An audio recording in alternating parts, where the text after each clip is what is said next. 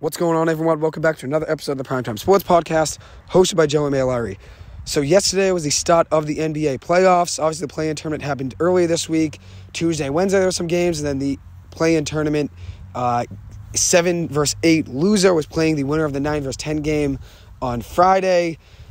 Unfortunately, I didn't end up getting to record an episode before the game one of the first few games of the playoffs yesterday. So I'm still going to give you guys all my predictions for the NBA playoffs. I'm just going to give you what my predictions would have been regardless of what happened in yesterday's games.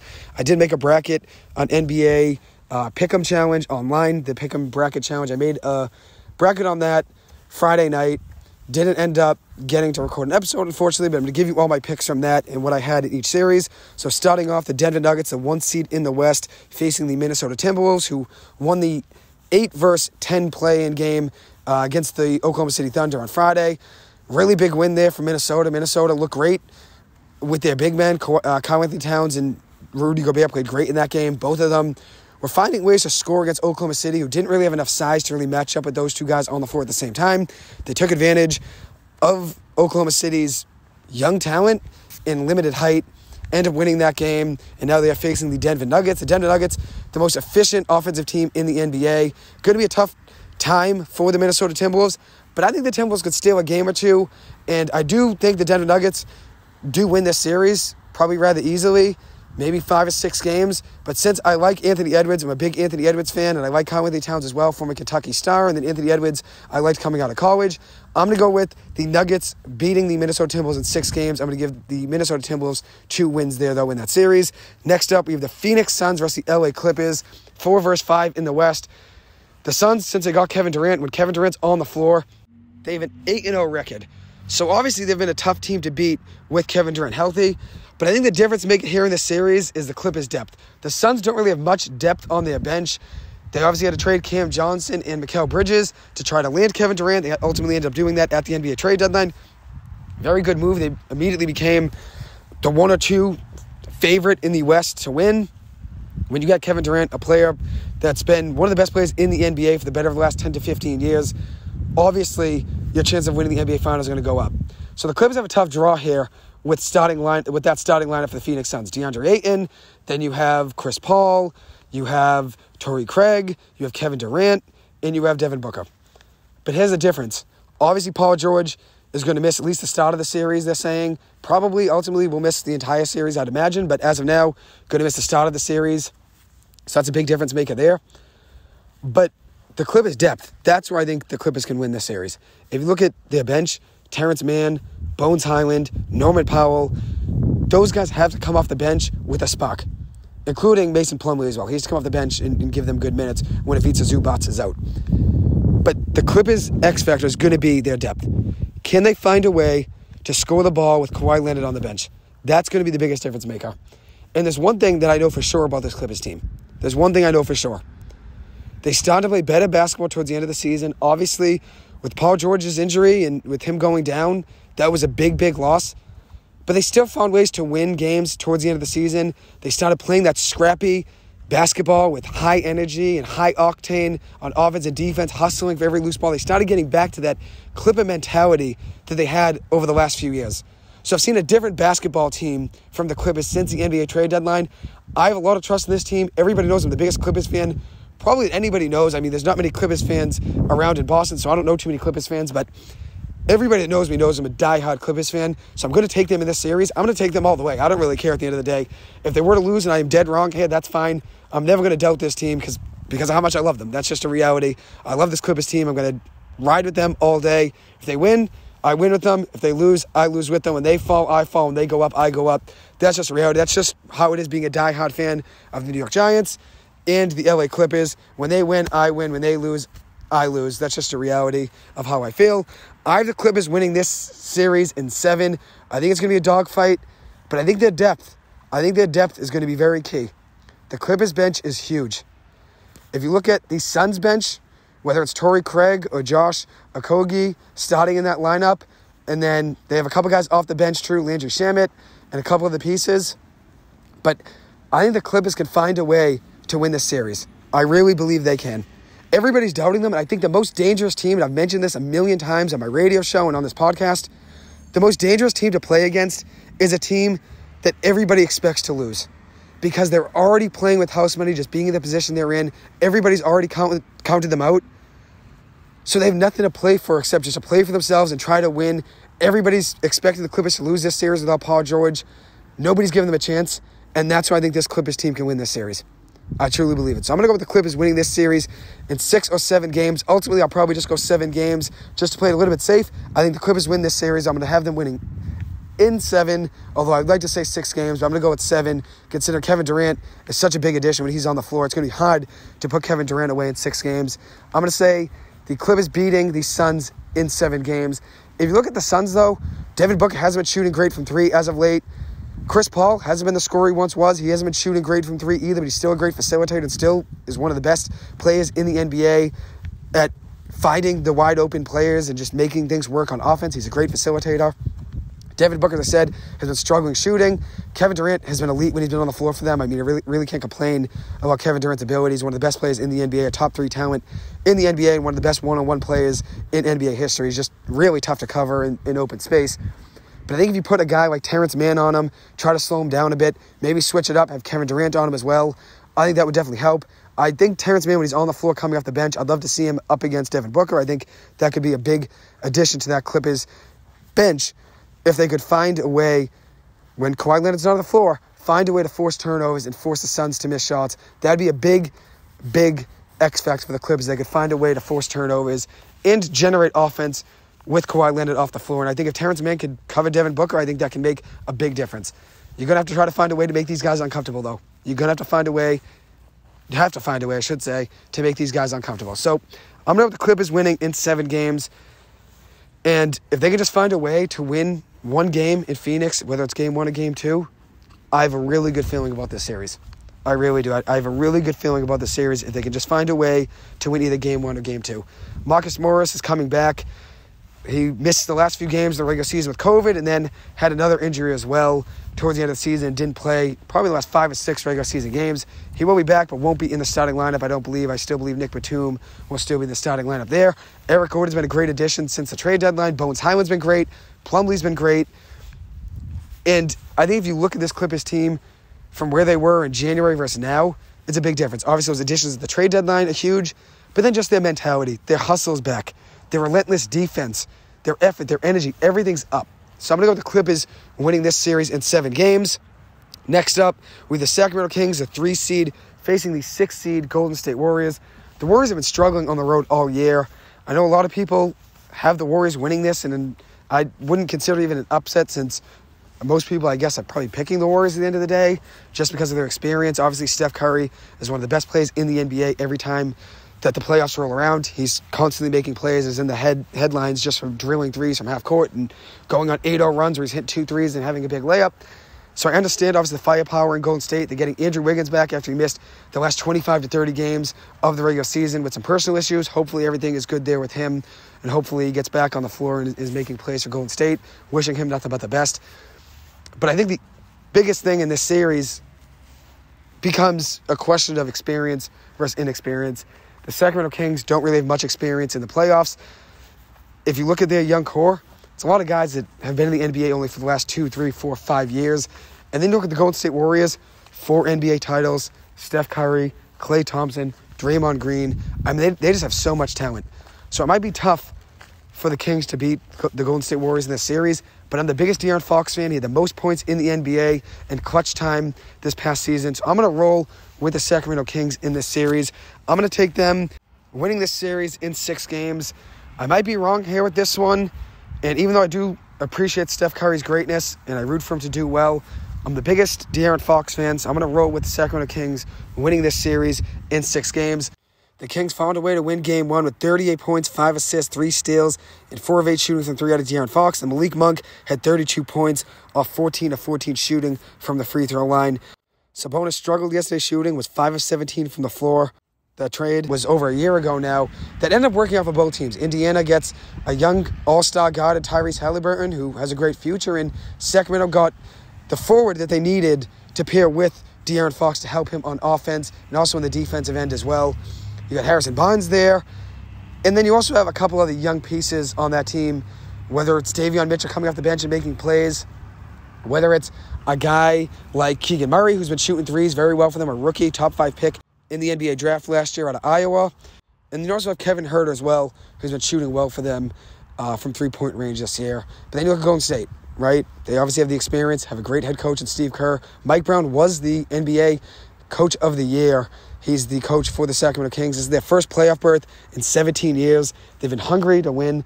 And that's one thing you can't doubt for this Kings team is how much that their fans want it, how much the Kings want it. I mean, that city of Sacramento has just been waiting for a team to take them to the playoffs. And they haven't been in the playoffs for 17 years, the longest drought in all of active sports. Playoff drought, the longest active playoff drought in all of sports.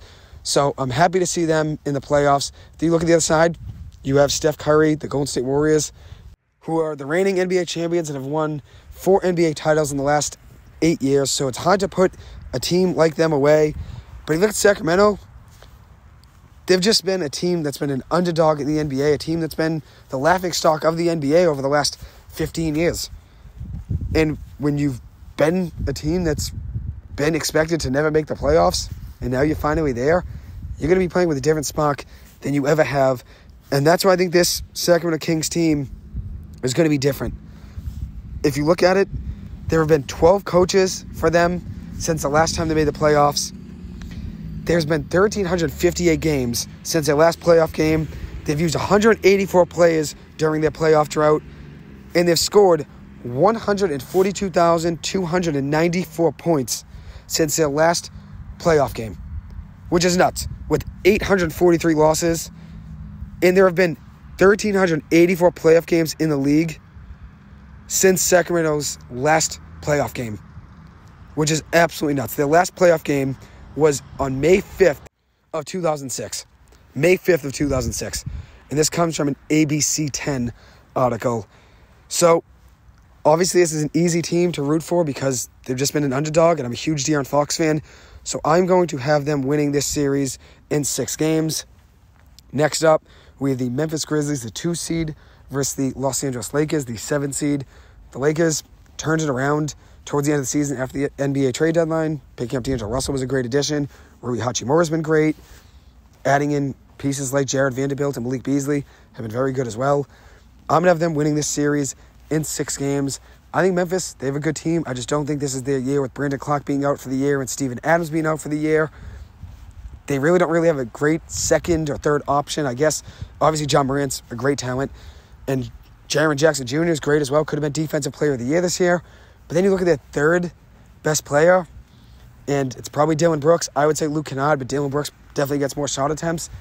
I just don't think it's this team's year. And if you look at the LA Lakers, you have some great pieces over there, including LeBron James, who is now in year 20 in the NBA, and he's actually 14-0 in the first round in his whole entire NBA playoff career. So I'm not going to go against LeBron James here. And obviously Anthony Davis, who has struggled with injuries to the better of the last 2 or 3 years now. He's been playing very good basketball for them when he is on the floor. Then they have some other pieces as well, including Dennis Schroeder, who hit the biggest three-point attempt for them the other night. They were in that NBA play-in game versus the Minnesota Timberwolves and got a huge 3 out of Dennis Schroeder, who had a great game. I actually predicted Dennis Schroeder to have a big game against the Minnesota Timberwolves. And he came up huge, 21 points, including 3 or 4 shooting from 3, and gave them a big spot, including what should have been the game-winning 3-point attempt with about a second or 2 to go before Anthony Davis made a stupid foul against Mike Conley in the corner. Mike Conley gets 3 free throws, ties the game. But Dennis Schroeder played great. I think he's going to have a good playoff series for them as well. And then you have some other pieces that I already named, D'Angelo Russell. So I'm going to go with the Lakers winning this series in 6 games. Next up, we have which I guess I'll do the Eastern Conference now. The Milwaukee Bucks versus Miami Heat. I'm going to have Milwaukee winning this series in 6 games. I mentioned the other night in my radio show that Jimmy Butler is just a different player every time that the playoffs roll around. He turns into one of the best players in the NBA. He's already a great talent. Jimmy Butler's already a top 15 to 20 player in the NBA talent-wise. But when it comes to the playoffs, he turns into a top 5 player in the NBA. I think he's going to make it tough on Milwaukee. With Chris Middleton being back this year for the playoffs, that's a big addition for them. Drew Holiday's been great defensively. Middleton hasn't been great as great defensively as he has been in years past, but obviously still coming back from injury, so it's definitely not as easy. Giannis, unstoppable. He's been great for them. I'm going to have the Milwaukee Bucks winning the series in 6 games, although I am rooting for Miami to make this a competitive series because I'm a big Tyler Hero fan. I love Jimmy Butler. I'd love to see them go on a playoff run. But with them having to face the Milwaukee Bucks in the first round, that's just tough. If they could have faced the Celtics, it could have been different. I think the Celtics would still beat them in a series. But I think they would have had a better shot against the Celtics with how the last few playoffs have gone, the last couple of years. It's always been a good battle against Miami. I'm going to go with the Milwaukee Bucks winning this series in 6 games. Next up, we have the Cleveland Cavaliers versus the New York Knicks. Game 1 of the series took place yesterday. Big win for the New York Knicks. I had them losing this series in 6 games. And ultimately, it came down to the Cleveland Cavaliers' depth. I was worried about Julius Randle being 100%. Coming back from an ankle injury, it's never easy stepping back on the floor, especially in the playoffs, and having to put up probably 35 to 40 minutes. Played very well yesterday, though, and the Knicks found a way to win that game. So very impressive showing for them. I was taking Cleveland to win this series in 6 games. I'm going to stay with it. Obviously, as I said, did not get to record before the playoffs began. So obviously my predictions in every series is based off of what I thought before the series began.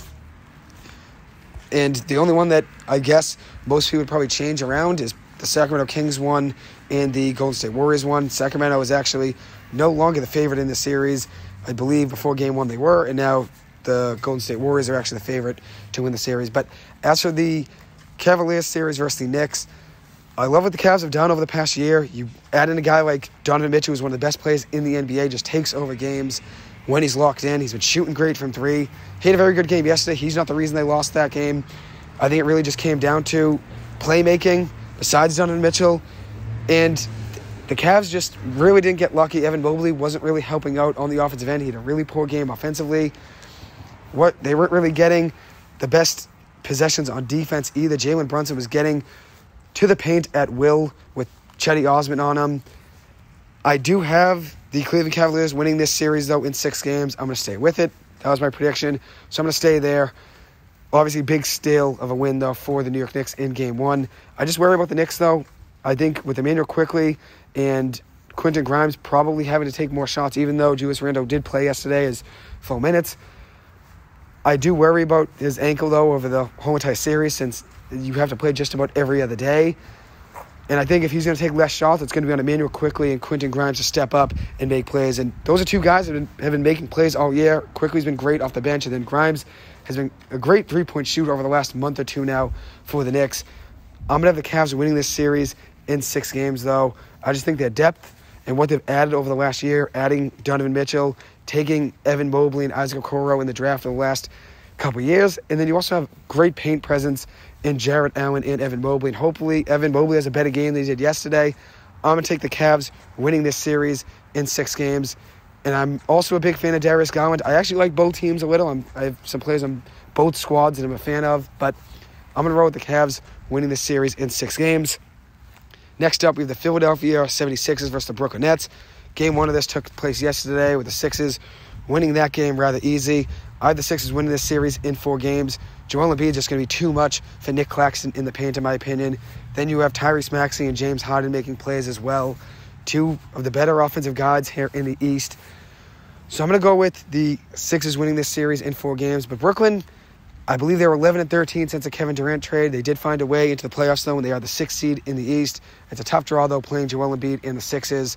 Although Mikal Bridges has been terrific for them since the NBA trade deadline, I just don't think they have enough with that team to beat the Philadelphia 76ers. Spencer Dinwiddie's been great passing-wise. He's been finding the open player just about every game, getting 8 to 10 assists. He's been great playmaking-wise and as a facilitator. And then you saw the pieces off the bench in the starting lineup as well. Patty Mills, Joe Harris, just to name a few.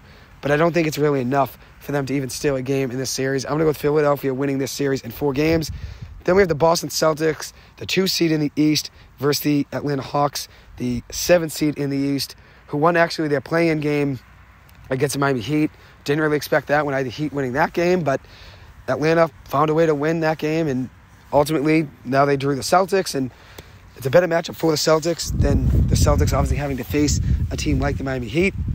So it works out with the Celtics more than anyone else, I believe. I'm going to have the Celtics winning this series in 4 or 5 games. I guess I'm going to go 5 games just because the Celtics didn't really finish the season on the highest note. I think they were just waiting for the playoffs at some point. I think they were just already locked into resting up and getting ready for a big playoff run. And that can obviously hurt a team. Obviously, they did get a win yesterday and found a way, even though they were up by 30 at halftime. They were up 10 after the first quarter and then outscored the Atlanta Hawks by 20 in the second quarter, being up by 30, and then they only win the game by just about 15 points. They didn't really have the best second half. Still found a way to win the game, though, and being up 30, you're probably not going to blow that game, especially with that Celtics lineup. I'm going to have the Celtics winning this series in 4 or 5 games. As I said, I'm just going to go with 5 games because I feel like Atlanta could find a way to have a scrappy win like they did against Miami. I think they could have a scrappy win versus the Celtics. John Collins, Trae Young, 2 pieces there that have been there the last few years. And then they also have a new addition to their lineup over the last year, and DeJounte Murray, who they got from the San Antonio Spurs in a trade, who hasn't been the greatest pairing with Trae Young. I mean, they've found ways to win some games and lose some games. They've been mediocre just about all year, around 500. I'm going to the Celtics winning this series in 5 games. Now for my Western Conference semifinals, I have the Denver Nuggets versus the LA Clippers. I have the Clippers going to another 7-game series here, and I have the Clippers beating the Denver Nuggets in 7. As I said, I'm not going to pick against the LA Clippers, as everyone would expect. I'm going to have the Clippers winning the NBA Finals. I don't think it's really a surprise to anyone. I'm going to have the Clippers winning this in 7 games. Hopefully they get Paul George back for the start of this series. And if you look at the Denver Nuggets and what they've been able to do against the Clippers over the last few years in Denver, the Clippers have been struggling heavily shooting the ball in Denver. But I think the Clippers can find a way to beat the Suns. They can beat any team in the West. If you can beat Kevin Durant, then I think you can beat any team in the West. So I'm going to take the Clippers winning this series in 7 games. Denver has been a very good team in the playoffs, or before the playoffs, I should say, over the last couple of years. But they find ways to lose in the playoffs every single year. I never really had the biggest faith in them, even though they are a team to fear because of Nikola Jokic and Aaron Gordon. 2 big men that I think the Clippers could struggle against in a 7-game series in the paint. But I'm going to go with the Clippers winning this series in 7 games. Next up, we have the Sacramento Kings versus the LA Lakers. And even though I want to say Sacramento in the series, I have them beating Golden State, which is probably somewhat of a hot take to some, somewhat not of a hot take to others. I already have them beating Golden State. I think winning just a playoff series would be such a big win for them. Even just making the playoffs is obviously an accomplishment, but winning a playoff series would be huge for the city of Sacramento and obviously and all their fans and the players as well and what they're building there. I'm going to have the Lakers, though, winning this series over Sacramento in 6 games. I think Sacramento, I love their young talent. I think they're just about a year away, maybe one more addition, and now they're going to get a year of playoff experience, whether or not they win the first-round series versus the Golden State Warriors or not. I don't think they're going to the Western Conference Finals. I have the LA Lakers going to the Western Conference Finals to match up with the LA Clippers. So we have the Battle of LA in the Western Conference. As for the Eastern Conference, I have the Milwaukee Bucks versus the Cleveland Cavaliers as a matchup. I have the Milwaukee Bucks winning that series in 6 games. I think when Giannis Antetokounmpo and Chris Middleton are fully healthy, I don't really know many teams that can match up with them in the East besides the Cleveland Cavaliers and the Boston Celtics. And even then, I don't think anybody can beat them in the East. I'm going to go with the Milwaukee Bucks beating the Cleveland Cavaliers in 6 games. Then we have the Philadelphia 76ers versus the Boston Celtics. I have the Celtics beating them 6 games in that series. The Celtics have found ways to beat the Sixers in the playoffs for Joel Embiid's entire career. He said that the Celtics always beat them, and that's not really a rivalry. He said that a few years ago now, and the Celtics do. It's not a fact. It is a fact. It's not something you can really argue. They do find a way to beat the Sixers every year in the playoffs. So I'm going to have the Celtics winning that series in 6 games. So for my Eastern Conference and Western Conference Finals matchups, I have the LA Clippers versus the LA Lakers. I have the Clippers winning that series in 6 games. As I said, Paul George will probably will be back for the Western Conference semifinals if the Clippers can find a way to win that series. And if they have Paul George back, I don't know any team in the West that would say, oh, I want to play the Clippers. Because, yeah, the Clippers could lose to the Suns with or without Paul George, but I don't think the Suns want to play the Clippers if Paul George were to be healthy. I don't think anybody wants to draw a team with the Clippers with 2 great superstars in Paul George and Kawhi Leonard in all their depth, especially when the Clippers were rolling right before Paul George's injury. I don't think anybody wants to draw that team. I think the Clippers could be too much for the Lakers, especially considering the Lakers don't really have as much depth as the Clippers have. I'm going to have the Clippers winning that series in 6 games. Then we have the Milwaukee Bucks versus the Boston Celtics in the Eastern Conference. The Celtics were able to beat the Milwaukee Bucks in 7 games last year in the Eastern Conference semifinals without Chris Middleton, though, for the Milwaukee Bucks. Now Middleton's back.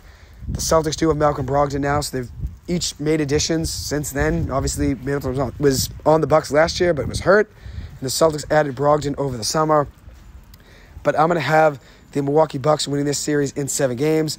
So now my NBA Finals matchup is what I had before the start of the season. I had the LA Clippers versus Milwaukee Bucks, and I'm going to have the LA Clippers winning this series in 7 games. I think it's going to be a great series. If that were to be the case, it'd be Paul George and Kawhi Leonard with Russell Westbrook versus Jrue Holiday, Chris Middleton, and Giannis Antetokounmpo. I think that'd be a great playoff matchup. And Brook Lopez has been great for them in the paint. He's been unreal for the Brooklyn Nets in the paint, making plays all season for them. Great defensively, and he's been even shooting a little bit as well and scoring for them. He's been great for them. I think Zubats and him would be a really good matchup. Then you have Giannis Antetokounmpo and Kawhi Leonard. And then you have Paul George and Chris Middleton with Jrue Holiday versus Russell Westbrook. I think it would be a great NBA Finals matchup. I have the Clippers beating them in 7 games. So I have the Clippers winning in 7 games, 6 games, 7 games. It would be an absolute dogfight for them if that were to be the case and if that's how things unraveled. But it's not really a surprise to anyone that I have the Clippers winning the NBA Finals because of how big of a fan I am. But obviously I know a lot of people that are listening to this are going to be Celtics fans around here in Boston. So if the Celtics were to match up versus the Clippers, that'd be a great playoff finals matchup as well. I think that would obviously make for a great storyline. It obviously would be interesting between me, my friends, and my family, with everybody knowing I'm a huge Clippers fan. That'd obviously be a great rivalry there if they could find a way to make the Clippers and the Celtics the NBA Finals matchup. If both teams could make that happen, obviously it would make for an interesting storyline in my house, my family, my friends, and then obviously just in general in the basketball world. With the Clippers going all in, getting Paul George and Kawhi Leonard in 2019, they really just haven't had any luck injuries-wise. They've been waiting to win an NBA Finals. They've never won an NBA Finals. They've only gone to one Western Conference Finals run ever, and that was in the 2021 playoff run. Then you have the Celtics, who lost in the NBA Finals last year to the Golden State Warriors. A very good young duo there in Jason Tatum and Jaylen Brown, who've been waiting to win an NBA Finals now. That'd be a great storyline if that were to be the case. But ultimately, before the season began, I had the Clippers playing the Milwaukee Bucks in the Finals, and I had the Clippers winning that, I believe. So I'm going to roll with that just because that was my prediction at the end of the season, or before the season, and now that it's the end of the season and start of the playoffs, I'm going to roll with that and keep it. So that concludes this episode. Thank you guys so much for taking the time to listen to this. As always, I appreciate it and hope you guys have a good one. Enjoy the NBA playoff first round. As I said, Game 1 has already happened in 4 series, and now Game 1 of another 4 series begins today. Hopefully you guys enjoy it. I appreciate it and hope you guys have a good one. Thank you.